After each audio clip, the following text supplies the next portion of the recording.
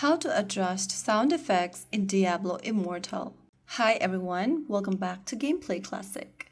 Are you playing Diablo Immortal and want to make the sound effect louder or quieter? If yes, open up the Diablo Immortal game on your device. From the main screen, go ahead and tap on the menu icon at the top right corner, and from the expanded menu, click the gear button.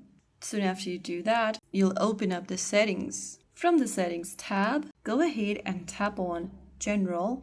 Under General, scroll down and look for the Sound option. Under Sound, look for the Sound menu, and then, to turn off the sound effect, drag the slider towards the left. Once you move it towards the left, you'll be able to turn off the sound effect. To make the sound louder, you'll need to drag the slider right towards the right corner. If you don't want any kind of a sound effect throughout the game, you can just turn off the master volume from the top. So right there you have successfully adjusted the sound effects in Diablo Immortal.